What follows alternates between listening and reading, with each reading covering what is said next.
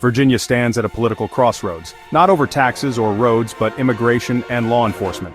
A fierce debate has erupted over Governor Glenn Youngkin's executive order, which mandates state police cooperation with federal immigration authorities.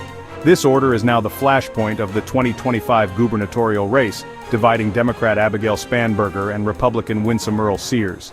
The directive requires state law enforcement to work closely with ICE to identify and deport criminal illegal immigrants. Supporters say it's common sense for public safety. Critics call it government overreach that erodes trust in police.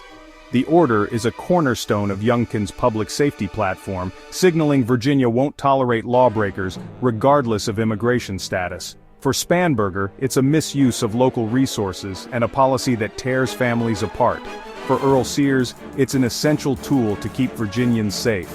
The outcome of this debate will shape Virginia's law enforcement and its relationship with the federal government for years. The stakes are high. This is about the soul of the Commonwealth.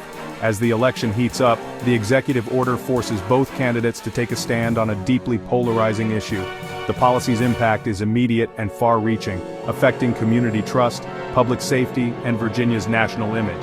The question: should Virginia's police be partners in federal immigration enforcement or focus solely on local crime?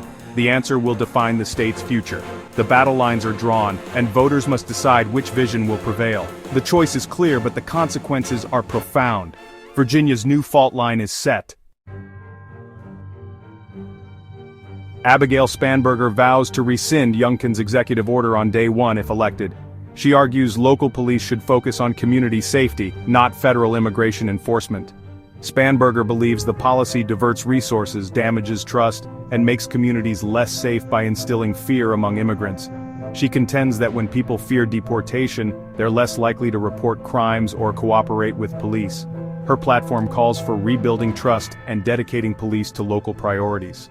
Spanberger's stance aligns with Democrats who want a clear separation between local policing and federal immigration duties. She promises a smarter, more humane approach to public safety, one that addresses root causes of crime without alienating communities. Critics accuse her of being soft on crime and risking a sanctuary state. Spanberger must convince voters her plan is about effective, not lax, law enforcement. Her campaign hinges on persuading Virginians that safety and compassion can coexist. The election may turn on whether voters buy her vision. Winsome Earle-Sears, herself an immigrant, is the executive order's fiercest defender. She insists the policy targets criminals, not immigrants, and keeps all Virginians safer. Earle-Sears credits the ICE partnership with a dramatic drop in crime, citing the arrest of alleged MS-13 member Henry Josu Villatoro Santos as proof. She argues that rescinding the order would endanger communities and undo hard-won gains. For Earle-Sears, this is about law, order, and protecting the American dream for those who follow the rules. Her personal story gives her argument weight. She champions legal immigration and public safety. Earle-Sears frames the debate as common sense: remove dangerous criminals, protect families.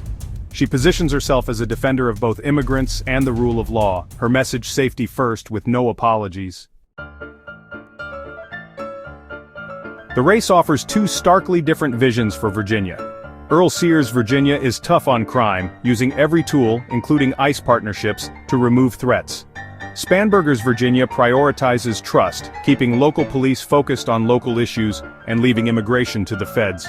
Reversing the executive order would end mandated state ICE cooperation, a move celebrated by immigrant advocates but condemned by those fearing a sanctuary state. The debate boils down to a core question: should state police be federal partners or community guardians? The Villatoro Santos case is a symbol, proof of success for one side, a warning about community costs for the other. The choice will shape public safety, community relations, and Virginia's identity. Both sides claim to protect families and communities, but their methods couldn't be more different. Virginians must decide which path secures their future. The consequences will echo for years. As November nears, the ICE Pact dominates the campaign. Earle-Sears rallies conservatives with promises of safety and order, but risks alienating moderates. Spanberger energizes progressives and immigrant communities, but must avoid being labeled soft on crime. Her law enforcement background is her shield. She argues for effective, not lax, policing. The issue could tip a close race in this purple state. The winner will set Virginia's course on crime, immigration, and community trust. The election is a referendum on Youngkin's legacy and the state's future. Virginia's voters now hold the balance.